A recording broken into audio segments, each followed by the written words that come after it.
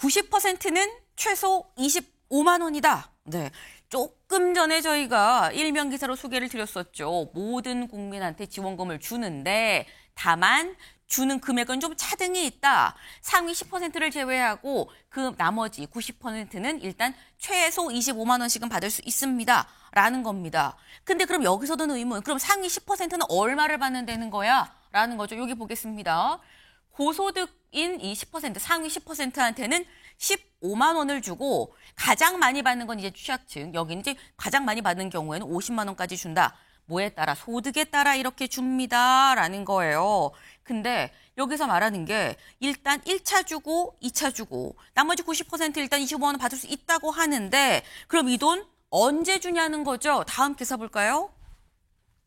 한국일보입니다. 내달 다음 달에 15만 원에서 40만 원 먼저 지급을 하고 8월에 그 다음 달에 90%에 대해선 10만 원씩 더 준다라는 거예요. 이게 대체 무슨 얘기야? 라는 생각이 좀 들 수 있습니다. 그래픽으로 좀 같이 볼까요?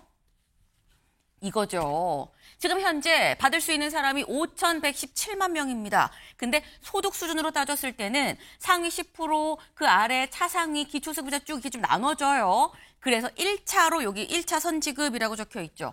1차 선지급. 기초수급자는 40만 원, 그리고 그 차상위 계층은 30만 원, 그리고 이 다른 일반 국민들은 보통 통상 한 15만 원, 그리고 상위 10% 15만 원을 1차로 일단 받습니다. 근데 말씀드린 게 1차, 2차 나눠서 준다. 1차는 이렇게 주는데 이렇게 하고 아마도 7월쯤 이렇게 줄 것 같고 다음 달에 줄 것 같고 그리고 8월쯤에 2차 추가 지급분 10만 원이 나가는데 요때 상위 10%는 없다. 그래서 토탈 따졌을 때 이 상위 10% 15만 원부터 지금 현재 기초수급자 50만 원까지 이렇게 좀 차등이 된다라는 겁니다. 근데 윤영걸 대표님, 네.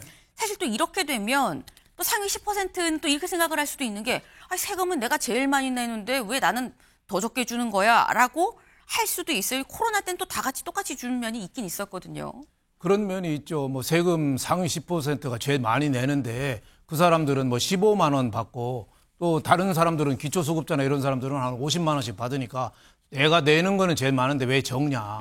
이번에 어떻게 보면 추경으로 인해서 하는 게 저는 꽝 없는 복권이다 이렇게 설명했어요. 꽝 없는 복권. 꽝 없는 복권. 네, 우리가 보통 복권 사무실에서 동전으로 긁으면 꽝이 많이 나오잖아요. 네. 근데 이건 신생아까지 전 국민을 다 줍니다. 다 주는데 그 복권 종류가 4가지가 있어요. 제일 어려운 사람 50만 원, 그 위에 40만 원, 25만 원, 제일 잘 사는 사람이 15만 원 뭐 이러는데 아무리 잘 나눠줘도 불만은 있기 마련이죠. 그래서 저는 많은 대가를 치른 사람들이 이 15만 원 갖고 저는 무슨 의미가 있겠나 좀 이런 생각이 들어요. 그래서 저는 제 개인 생각 같으면은 이번에 전 국민한테 다 줬다지만은 네. 내용을 보면은 일반 국민하고 상위 10%가 4,800만 명이 받습니다. 네. 그리고 기초수급자와 차상위자 합해서 300만 명밖에 안 되거든요. 그래서 진짜 중요한 거는 300만 명 어려운 사람들한테 좀 집중적으로 좀 줘야 되는데 일반 국민이나 상위 10% 거의 4,800만 원을 전 국민 보편 지원한 게 저는 오히려 그게 좀 문제가 있는 거 아닌가 저는 이런 생각이 좀 했습니다. 그러니까 지금 말씀은 상위 10%는 세금 많이 내는데 조금 받는다고 억울해할 게 아니라 내 개인적인 생각으로는 오히려 상위 10%는 안 받아도 되는 사람들이니까 그냥 주지 말고 진짜 어려운 사람들, 기초수급자, 차상위 계층 이쪽에 좀 집중적으로 더 많이 주는 게 나은 거 아니냐라는 말씀을 또 하셨어요. 네. 최 교수님은 어떻게 보십니까? 저희 얘기가 이제 지금 말씀이 이른바 보편지급이냐 선별지급이냐의 오래된 해묵은 논쟁이에요. 이건 정답은 없어요. 사실은요, 10%를 정하는 것도 쉽지 않습니다. 2차 지급할 때도 10% 나눠야 될 거 아니에요. 누가 10% 들었냐? 그럼 그 사람 주면 안 되니까. 네. 근데 저것도 아마 이게 또 많이 나오고, 그럼 예를 들어서 극단적으로 9.99% 드는 사람은 억울하지 않겠어요? 하여튼 그런 문제도 있고, 그리고 또 하나가 상대적 박탈감의 문제도 있어요. 단순히 그 돈, 경제액을 떠나서 네. 그런 문제도 있는데 그래서 그럼에도 불구하고 완전하게 그렇다고 차등 지급을 해서 이제 제 10% 상위 10%에 아예 안 주면 네. 또 그런 비판이 또 나올 거예요. 아무리 그래도 그렇지 선별 지급의 의미는 알겠는데 이 대한민국 국민도 상위 10%도 국민은 국민인데 나름 또 어려움도 있을 거 아닙니까? 이런 여러 가지 경기가 침체됐을 땐. 네. 근데 1원도 안 준다, 한 푼도 안 준다. 여기에 대한 비판 또 거셀 겁니다. 아마 그래서 이번에 이제 선별 지급과 이제 보편 지급을 같이 혼합 지원의 형태를 띠고 있는 거예요. 근데 실질적으로 사실 보면은 일반 국민과 상위 10%가 압도적으로 많긴 많은데 저건 불가피했다. 어차피 뭐 국가 재정이 드는 것이기 때문에 저 정도는 감내할 수밖에 없지 않냐. 그래서 저는 나름대로 합리적인 방안이었다고 봅니다. 네. 네. 이게 사실 어떻게 줘도 말이 나올 수밖에 없는 문제이기 때문에 그래서 선별과 이 지금 차등을 혼합해서 주는 거 아니겠느냐. 어쩔 불가피한 선택이었다라고 좀 말씀을 하셨어요. 그럼 이번에 이렇게 이 주는 돈, 적게는 15만 원에서 많게는 50만 원까지 지금 주는데 이 돈 어디에 어떻게 쓸 수 있는 거냐라는 거죠. 다음 기사 볼까요? 소비 쿠폰, 지역 화폐랑 카드 중에 택할 수 있다. 전통시장 그리고 식당에서 사용할 수 있다라는 겁니다. 네, 사실 이거는 지금 이 코로나 때도 그때도 지역 화폐로 받을지 카드로 받을지 본인이 선택을 해서 받는 형식이었어요. 그리고 요거를 전통시장 그리고 시장, 이 식당 같은 데서 이 사용을 할 수 있었다. 요거는 또 코로나 때랑 똑같은 상황인 건데 최 교수님. 네. 좀 서민들 이렇게 하면 숨통 좀 트일 거라고 보십니까? 그래서 저 지금 국가가 지금 이 상당한 이제 그 재정 건전성의 악화의 부담을 무릅쓰고 지금 하는 거예요. 소득 부양의 효과도 있을 것이고 또 소득 직접 지원의 효과도 있긴 있을 겁니다. 근데 문제가 다들 지적하는 겁니다만 이제 부채 기반은 너무 늘어난다. 특히 우리나라가 기축통화국이 아니잖아요. 비기축통화국인데 비기축통화국 중에서 우리나라가 체코 다음으로 이 지금 국가 채무의 그 증가 속도가 빠르답니다. 2위라고 그러는데 이게 이제 이걸 어떻게 할 거냐 문제. 그래서 이번에도 추경에도 세입 경정이라는 거, 네. 세입을 포함해서 국채를 발행하는 거, 그 부분을 포함시키는 것 같긴 합니다만 나름 효과는 있겠죠. 근데 저도 뭐 저 돈을 받아본 기억이 있으니까 저 경기도에 살 때도 그랬는데 그때 제 기억으로는 10만 원 받은 기억이 나는데 10만 원 받아가지고 이걸 기한이 있으니까 이 쿠폰은 기한이 있는 거잖아요. 빨리 써야 된다. 근데 하다 보니까 어영부영 못 썼어요. 네. 어쩌다 왔다 갔다 이렇게 바빠서 못 썼는데. 못 쓰셨어요, 다? 네. 나중에 쓰긴 썼죠. 하루 이틀 해놓고 이제, 야, 이거 빨리 써야 된다 하니까 결국 어디로 갑니까? 시장 가는 거예요, 시장. 네. 식당. 시장 가서 이제 막걸리 먹고. 네. 밥 먹고 이제 이렇게 하는 거거든요. 네. 그러니까 나름대로 이제 자영업자들에게 이제 숨통은 돌죠. 근데 이게 과연 이제 전 뭐 경기 진작 효과는 분명히 있긴 있는데 이게 경제 성장률이 0.1%포인트 올라간다는 거 아닙니까? 원래 0.2%까지 올 수 있었는데 이게 늦게 이제 시행되는 바람에 0.1%밖에 못 올린다는 건데 그래서 관건은 어차피 저렇게 된 거 네. 빨리 시행해야 될 것 같아요. 빨리 시행해서 속도를 빨리 해서 어떻게든 지금 경기 진작 효과를 빨리 보게 하는 거. 네. 나름대로 효과가 있는데 어쨌든 이 건전 재정 이 문제는 뭐 같이 해결해야 될 문제가 아닌가라고 보여집니다. 예. 네. 지금 말씀은 이미 하기로 했고 그렇다고 한다면 이제 속도가 문제다. 좀 빨리 돈이 돌 수 있도록 빨리 좀 돈을 좀 풀 필요가 있어 보인다라고 말씀을 하셨어요. 다만 건전 재정 문제는 좀 고민이 될 수 있는 부분이기도 하다라고 같이 좀 언급을 주셨는데 사실 저희가 지금 얘기하는 게 민생지원금이죠. 소비쿠폰, 민생지원금 요 얘기를 하고 있는데 어제 추경안이 국무회의에 통과가 되면서 민생지원금을 지급할 수 있게끔 된 거죠. 근데 어제 추경안이 다 여기에만 쓰이느냐? 그건 아닙니다. 같이 좀 보겠습니다. 추경의 주요 내용 같이 보겠습니다. 여기 나와 있죠. 총 30조 5천억입니다. 그런데 여기 빨갛게 거의 반이에요. 절반 15조가 넘는 돈이 경기 진작 뭐 소비 쿠폰 이런 부분 뭐 건설 경기 활성화, 신산업 분야 투자 촉진 다만 소비 쿠폰이 상당 부분을 11조가 넘게 지금 차지를 하고 있죠. 그리고 나머지가 민생 안정 부분으로 해서 소상공인 재기 지원, 고용 안전망 강화, 취약계층 물가 안정, 지방 재정 보강 그리고 세입 경정을 말씀을 하셨어요. 아까 최 교수님께서도 말씀하신 게 바로 이 세입 경정이죠. 예상보다 세입이 좀 적게 들어올 게 예상이 되기 때문에 세입을 경정 고친다는 겁니다. 그래서 요거를 관련해 다시 말해 세수 결손이 될 것 같으니까 요 부분을 미리 이 추경을 통해서 메꾼다라고 좀 볼 수가 있는 건데 근데 이 얘기는 돈을 쓰긴 쓰는데 세금을 좀 덜 거칠 게 이미 예상이 되는 상황. 근데 추가적으로 돈을 추경을 할 수밖에 또 없고 돈을 지금 풀어야 되는 상황이다라는 거죠. 그래서 아까 말씀하신 게 다음 중앙 기사 볼까요? 추경 문제는 재정 부담이다. 국가 채무 1,300조 넘어갈 것 같다라는 거예요. 그래픽 같이 보겠습니다. 이거죠. 지금 현재 지금 국가 채무 총 지출 700조, 국가 채무가 1,300조를 돌파했다라는 겁니다. 2021년 558조였었는데 이게 쭉쭉쭉 올라가기만 하죠. 계속 올라갑니다. 올라가고 2025년 1,300조 6천억이다라는 거죠. 이게 윤영걸 대표님 네. 괜찮을까라는 생각이 들긴 들어요. 지금 우리가 국가 부채 늘어나는 속도가 네. 너무 빠른 거죠. 예, 문재인 대통령 초기에 정권 받을 때 국가 부채가 600조였거든요. 근데 문재인 대통령 끝날 때 1,000조까지 갔어요. 지금 1,300조까지 왔거든요. 이 정도라면 좀 있으면 뭐 1,500조, 2,000조까지도 간다고 봐야죠. 이 국가 부채는 그 공기업 부채나 이런 거 빠진 거니까 GDP의 한 49%나 되거든요. 네. 그래서 이런 돈이 결국은 누가 갚겠어요? 자라나는 미래 세대가 이게 갚는 거예요.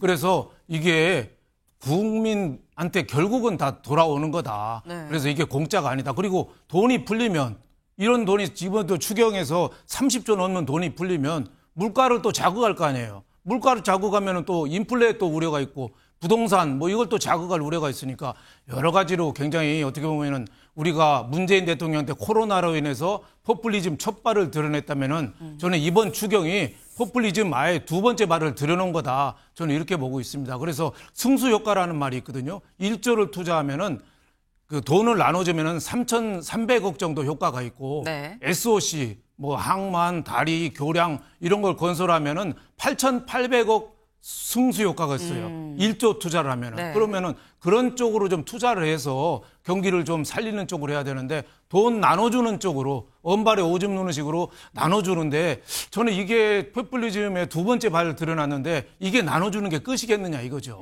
아마 연말이나 내년 초에 또 지방선거 앞두고 또 얘기 또 나올걸요. 한 번 받은 사람은 또 원해요. 네. 이번에 또 발표한 것 중에 돈 나눠주는 것도 있지만은 소상공인들 123만 명 네. 개인하고 해서 그 사람들 빚을 22조 탕감해 줍니다. 그 사람들 왜 7년 이상 된 거 또 5천만 원 이하는 탕감해 주거든요. 그러면 지금 빚 있는 사람, 빚 없는 사람이 볼 때는 빚 없는 사람은 나만 괜히 열심히 살았네. 좀 버티면 될 걸. 그래서 앞으로도 또 이게 도덕적 해이가 또 부채질할 가능성이 있어서 저는 그냥 국가에서 인심 곡간 풀어서 다 좋은 게 좋은 거다. 돈 나눠주면 싫어하는 사람 없거든요.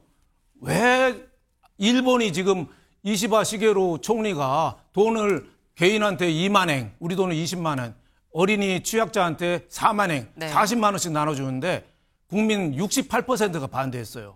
일본이 바보라 반대합니까? 결국은 국민들 부담이고 경제에 주름살을 끼치는 거죠. 그래서 경제가 어려워서 나눠주는 거는 뭐 이해는 합니다만은 네. 우리가 포퓰리즘의 두 발을 지금 드러났다. 수렁이 지금 빠지기 시작했다. 이런 면에서 굉장히 걱정이 많이 되는 건 사실입니다. 네. 여기에 대해서는 최 교수님 의견도 좀 들어봐야 될 것 같습니다. 글쎄요, 일반적으로 일리 있는 지적이에요. 이것도 아까 선별지원이냐 보편적이냐의 논쟁이 있듯이 이 부분도 마찬가지예요. 이게 딜레마입니다. 그렇다고 지금 전 세계적으로 코로나19 이후에 거의 모든 나라가 이 재정 지원을 하고 있어요. 그러니까 소득 지원의 형태도 있고 다른 여러 가지 형태가 있죠. 아까 나온 네. 것처럼. 그렇다고 해서 직접 지원의 형태를 전혀 안 하기는 어려울 겁니다, 아마. 근데 어쨌든 간에 아까 잘 말씀하신 것처럼 국가 채무 비율이 너무 늘어난다는 거, 부채 비율이 늘어난다는 거하고 물가 인상의 문제입니다. 그게 너무 커요. 지금 물가 인상이 특히 이제 먹는 문제. 요새 많이 지적되는 거 아닙니까? 식사비가 너무 비싸요. 이 의식주라는 게 인간의 기본인데 식대 비싸죠. 부동산 값 비싸죠. 식과 주가 비싼 거예요. 이걸 이제 어떻게든 해결해야 되는 건데 어쨌든 이 돈이 많이 풀리면 분명히 이런 부정적 효과가 있을 거예요. 그렇다고 이거 돈을 좀 안 풀기도 어려울 거고. 이걸 이제 어떻게 집약적으로 특정 분야에 하느냐인데 그래서 고심한 게 소상공인들, 자영업자들 이제 채무 탕감해 주는 건데 네. 그것도 이른바 도덕적 해이라는 거, 모랄 해저라는 거, 해저더라는 거 그것도 우리 마냥 무시할 수 없습니다. 열심히 버는 사람도 있고 정말 그런데 아니 5천만 원 갑자기 탕감해 준다니까. 과거에 평민당 시절이 기억나요. 1988년도 네. 그때 평민당, 통일민주당, 민주정의당, 시민주공화당 4당 체제 다 옛날 네. 얘기입니다. 민주화 이후인데 그때 평민당의 김대중 총재가 했던 게 채무 탕감이었어요. 그때 통일민주당의 김영삼 총재는 탕감은 안 된다. 상대적으로 좀 감해줘야 된다. 이 차이가 약간 있었고. 그래서 제가 볼 때 이것도 어쩔 수 없이 탕감하긴 하는데 이걸 국가가 정말로 여러 가지 보수, 진보 이걸 다 같이 종합해서 완벽한 쪽에 맞추기는 어려울 겁니다. 어느 한쪽에 네. 완전히 맞추기는 어렵다 하더라도 충분히 양쪽을 들을 필요는 있다고 생각합니다. 사실 이게 어느 한쪽이 딱 맞다, 틀리다라고 할 수 없는 문제입니다. 저희가 그렇기 때문에 또 얘기를 하는 부분도 분명히 있어요. 근데 다만 이게 일단 돈이 돌게끔 하고 이게 어떻게 선순환이 되도록 하느냐가 중요한 거겠죠. 아까 제가 설명을 드리면서 지금 총 지출 부분을 말씀드렸는데 그래서 사실 요지는 이겁니다. 최종 1,300조 6천억까지 올라갔다라는 거. 근데 이 부분이 좀 우려가 되는 부분이 있긴 있습니다만 지금 현재 이재명 정부의 기조는 확실하죠. 어제 이재명 대통령 국무회의에서 이렇게 얘기했습니다. 들어보실까요? 국가 재정을 이제 사용할 때가 됐습니다. 지금은 너무 침체가 심해서 정부의 역할이 필요할 때라는 생각이 들어요. 그래서 추경을 좀 더 해야 되겠다는 생각이고. 네, 이재명 대통령 어제 국무회의에서 추경을 좀 더 해야겠다는 생각이고요 라고 얘기를 했습니다. 어제까지 1차, 2차 합쳐서 30조 추경을 했는데 추경을 좀 더 해야 되겠다는 생각이고요 라고 얘기를 해서 그럼 3차 추경도 있는 거야 라는 얘기가 어제 싹 돌았어요. 근데 이 얘기가 도니까 어제 강유정 대변인이 뭐라고 밝혔느냐. 대통령실은 3차 추경안 편성을 검토한 바가 없습니다 라고 딱 집어서 밝혔습니다. 근데 그래서 나오는 게 최 교수님. 국회에서 다시 이거 갖고 가서 또 증액을 하는 건가라는 거거든요. 3차 추경안 편성은 아마 신중하게 접근해야 될 거예요. 네. 지금 이제 어차피 지금 1차, 2차 하겠다는 거 아닙니까? 지금 1차 이미 했고, 이번 2차란 말이에요. 3차 또 하겠다는 얘기인데, 국가 채무가 물론 뭐 중요하지 않다고 보는 사람도 있어요. GDP가 우리가 규모가 크니까 그렇게 마냥 볼 건 아닌 것 같고, 왜냐하면 이게 국가 채무 비율이 커지면 대외 신인도가 떨어진다고요. 절대 마냥 그렇게 간단히 볼 문제는 저는 아니라고 보는데 네. 여기 또 3차 추경을 한다? 그건 상당한 반발이 있을 수 있습니다. 국가야 사실은 다 국민을 위해서 하는 거죠. 그럼에도 불구하고 자꾸 3차 추경한다라는 얘기 또 나오면 이게 정말로 미래 세대가 이거 부담을 지는 거 아니냐. 물가 상승 어떻게 할 거냐. 이런 비판이 더 나올 수 있기 때문에 2차 추경까지는 야당도 뭐 비판을 하긴 합니다만 야당의 비판의 수가 생각보다 높지가 않아요. 지난번에 대선 때 김무수 후보도 추경 편성을 얘기했었고 그때도 한 20조 얘기한 걸로 알고 있거든요. 그러니까 그건 어차피 대세는 대세예요. 대세인데 어떻게 하면 부작용을 최소화시킬까. 그리고 경기 진작의 효과, 경제 성장률의 효과도 높이냐. 0.1%포인트밖에 안 오른다는 건데 그럼 일반 국민들이 볼 때 그거 올리려고 이렇게 돈을 많이 살포하나? 또 그렇게 비판할 수 있는 거거든요. 경제 이론적으로 여러 가지 이론이 있을 수 있다 하더라도 이제는 3차 추가 경정 예산은 좀 자제할 필요가 있을 것 같고 그래서 아마 저렇게 미리 이제 얘기를 한 게 아니냐. 선제적으로 3차 네. 추경은 없다. 이렇게 얘기한 것 같습니다. 네. 3차 추경까지는 사실 이건 좀 국민들이 받아들이기 좀 쉽지 않을 수도 있다. 그렇기 때문에 얘기를 명확하게 밝힌 거 아니겠느냐라고 말씀을 하셨어요. 그렇기 때문에 3차 추경이 아니라 지금 있는 추경의 금액적인 측면을 좀 더 늘릴 수 있는 거 아니겠느냐. 국회에서 따로 그 얘기가 지금 나오고 있는 거죠. 근데 또 증액을 한다고 치면은 국회에서 이게 또 얘기가 돼야 되는 부분이 분명히 있습니다. 근데 마침 다음 기사 볼까요? 이재명 대통령 22일에 여야 지도부 오찬을 할 예정입니다. 이번 주 일요일이죠. 일요일 점심에 한남동 관저에서 이 여야 지도부라고 얘기하기는 김병기 원내대표 겸 대표대행 그리고 송원석 국민의힘 원내대표 그리고 김용태 국민의힘 비대위원장이 같이 지금 초청이 돼서 취임 한 18일 만인가요? 취임 18일 만에 같이 모여서 점심을 먹을 예정이다라는 거예요.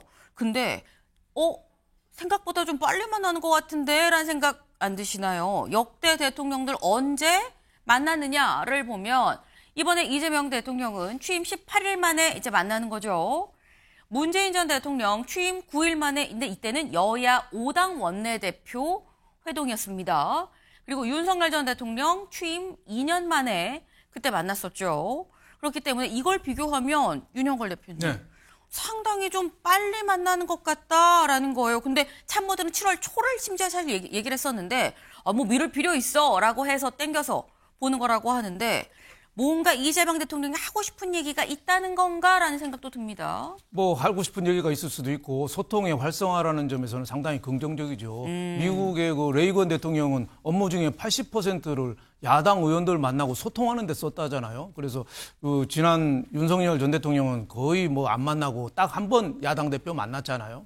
그러니까 이번에 만나는 건 상당한 저는 의미가 있다. 그래서 이런 비판 있잖아요. 진보는 네. 쇼만 한다.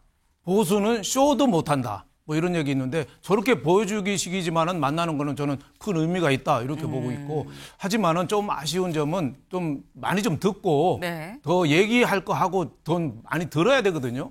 지난주에도 경제단체장하고 5대 그룹 총수들 만나면 네. 그 사람들이 할 얘기가 얼마나 많았겠어요. 그래서 거기에서 좋은 건의사항이나 있으면 받아들여서 우리는 이렇게 하기로 했다 해야 되는데 들을 거 다 듣고 자기 얘기 잘 하고 각자 자기 얘기만 하는 거예요. 귀는 막고 입만 열고 그리고 만나는 사진만 찍으면 그럼 무슨 의미가 있겠어요. 그래서 저는 여야 대표가 네. 진짜 어떻게 보면 이번에 추가 경정 예산도 우리나라가 포퓰리즘에 발을 디뎠다는 데 비판 여론도 있지만은 하지만은 국민들은요 돈 나눠주면 다 좋아합니다.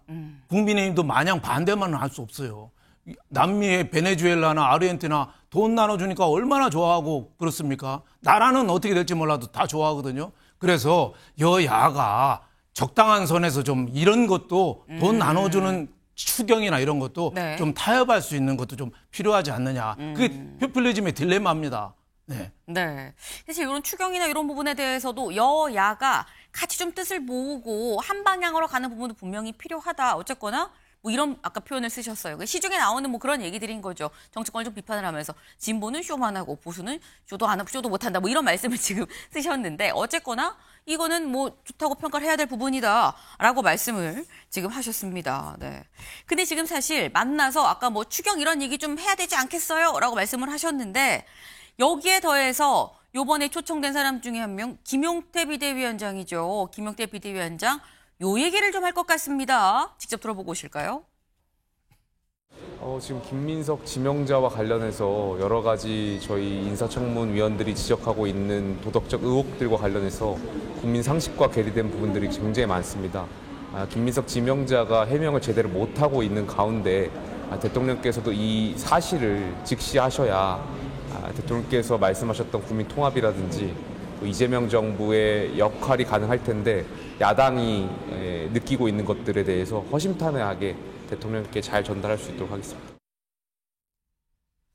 네, 김용태 비대위원장, 김민석 지명자가 의혹이 있는데 해명을 잘 못하고 있습니다라고 얘기를 하고 있죠. 그래서 이걸 직시해야 국민 통합이 가능합니다라고 얘기를 했습니다. 그래서 잘 전달할 수 있도록 하겠다라고 얘기를 했는데 그렇다고 한다면 최창일 교수님 아마도 추측컨대 김용태 비대위원장은 이재명 대통령 만나서 김민석 후보자 의혹 많아서 안 됩니다라는 얘기를 하지 않겠느냐라는 추측이 듭니다. 그럼 이재명 대통령은 뭐라고 얘기를 할까요?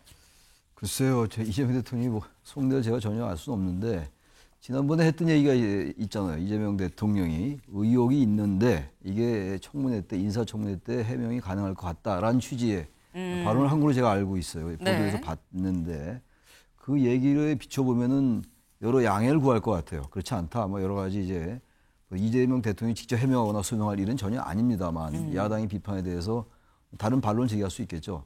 근데 문제는 이제 그런 얘기들이 결국 인사청문회가 열리고 또 국회 임명 동의 절차가 필요한 거 아니겠어요? 그런 부분들은 거기서 결정되는 건데 어제 야당의 이제 여러 가지 제 비판은 나름 일리가 있는 것 같아요. 제가 볼 때 해명이 네. 잘 안 되고 있는 거 아닙니까? 소명이 잘 안 되고 있고 이제 청문회 때 밝히겠다라고 이제 김민석 후보자가 얘기하고 있는 건데 그런 부분도 충분히 알겠다. 일단 우리가 충분히 숙고하고 아무튼 원론적인 얘기라 하더라도 일단 지켜보자. 이렇게 얘기를 하지 않겠어요. 지금 이재명 대통령이 지금 취임한 다음에 쭉 행보나 발언을 보면 과하게 행보하지 않는 것 같아요. 국민 통합을 이제 얘기했잖아요. 내란 종식, 경제 회복, 국민 통합 이 세 가지를 이제 목표로 삼겠다고 얘기했는데 나름 꽤 거기에 이제 의식을 하고 행동을 하는 게 아닌가 저는 그렇게 봐요. 아주 긍정적으로 평가하고 있는데 따라서 저렇게 만난 자리에서도 야당의 대표가 얘기를 하면 거부하거나 뭐 이런 식의 태도를 보일 것 같지는 않아요. 아주 원론적이라 하더라도 야당의 태도를 수용하는 그런 태도를 보이지 않을까 그렇게 예상합니다. 예. 네. 이재명 대통령이 앞서서 뭐 이 청문회에서 다 좀 해명이 되지 않겠느냐라는 취지로 말하지 않았습니까?라고 말씀하셨죠. 이재명 대통령이 G7 정상회의 참석하러 캐나다로 가는 이 비행기 안에서 전용기 안에서 기자들하고 만나서 이 질문에 내가 김민석 후보한테 그래서 물어봤는데 보니까 다 해명이 가능한 의혹들이라고 하더라. 청문회에서 해명이 되지 않겠느냐라고 얘기를 했었죠. 근데 다음 기사를 좀 볼까요? 이 김민석 총리 인준 전에 장 차관 인사 서두른다라는 겁니다. 네, 여기 같이 보겠습니다. 대통령실 고위 관계자의 얘기. 신임 국무총리 후보자가 임명될 때까지 장관 후보자 인선을 늦출 수 없는 상황이다. 전 정부 내각과 이상한 동거를 오래 할 수는 없으니 검증되는 대로 빨리빨리 일할 수 있도록 만드는 게 실용 아니겠습니까? 라고 얘기를 했다라는 거죠. 근데 윤영걸 대표님, 사실 처음에 남았던 게 총리 임명 후에 총리가 장관을 제청할 수 있도록 책임 총리를 좀 현실화하려고 그래서 차관부터 좀 임명을 합니다라는 얘기가 나왔었는데 이 얘기는 기조가 바뀐 건가라는 생각이 들거든요. 좀 묘한 권력 내부에 좀 변화가 있는 것 같아요. 예, 처음에는 이제 총리를 선정이 돼서 국회 통과한 다음에 네. 총리가 원래 그 책임 총리제 해가지고 내각을 추천하고 또 대통령이 임명하는 거 아니겠어요? 네. 그래서 그 김민석 후보가 총리 될 때까지 좀 기다렸는데 제가 보기에는 김민석 후보 역시 지금 청문회 앞두고 굉장히 또 논란이 많잖아요. 논란이 많고 된다고 그래도 또 시간이 좀 많이 흐르니까 우선 급한 대로 뭐 차관이나 일부 장관을 좀 임명하는 거 아니냐. 지금 이주호 교육부총리가 총리 대행을 하고 있으니까 네. 과거에도 또 그런 사례가 있어요. 그래서 너무 그 모양은 이제 신임 총리가 제청하는 게 모양은 좋은데 너무 모양 따지지 말고 그냥 이주호 총리 네. 대행 시켜서 제가 보기에는 받는 게 어차피 대통령이 장관 내각은 많이 하는 게 맞거든요. 사실 대통령은 뭐 임명만 하는 게 아니라 총리는 사실 대통령 뜻을 받아서 하는 게 주로 내용은 그렇습니다. 그래서 과거에도 그렇게 했기 때문에 네. 아마 이낙연 총리도 그랬을 겁니다. 그래서 그런 식으로 해서 빨리 내각을 좀 정비하는 게 좋지 않겠느냐. 지금 국정기획위원회에서도 계속 뭐 부처 괜히 경고하고 네. 불협화음이 많이 나잖아요. 그게 지난 장차관들이 그대로 있고 새로운 사람들은 없고 하니까 공직사회가 지금 붕 떠 있는 거예요. 그래서 하루 빨리 좀 안정시키는 게 좋겠다 이런 생각이 좀 듭니다. 네.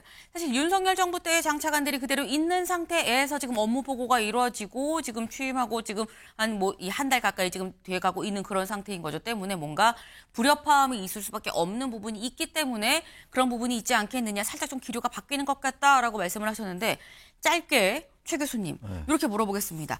지금 여권에서는 혹 김민석 총리 후보자의 인준이 좀 딜레이될 가능성도 염두에 두고 있는 거냐라는 거죠. 저도 글쎄요, 그 여권 내부의 상황을 제가 정통하지는 못하니까 정확하게 예단 단정은 어렵다 하더라도 배제할 수 없을 것 같아요. 지금 글쎄요, 24일 날, 25일 날이 청문회잖아요. 며칠 남았습니다. 근데 오늘도 어쨌든 언론에서 계속 이 얘기가 나오고 있다고요, 지금. 그렇다면 이제 정부나 대통령실, 특히 이재명 대통령이 전혀 저런 여러 가지 여론, 부정적인 여론들을 완전히 귀담아 듣지 않을 수 있을까?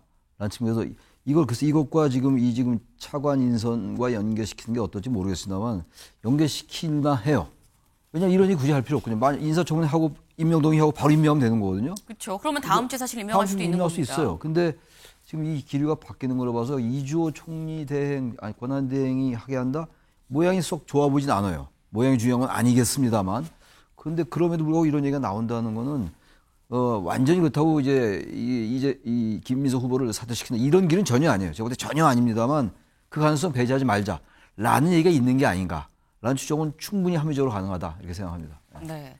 장차관 인선을 좀 빨리 서두르는 게 어떤 측면에서도 논의가 되는 건지 그거는 앞으로 이루어질 다른 일들을 좀 같이 좀 종합해서 보면 보일 수 있는 부분이겠죠. 다음으로 넘어가 봅니다.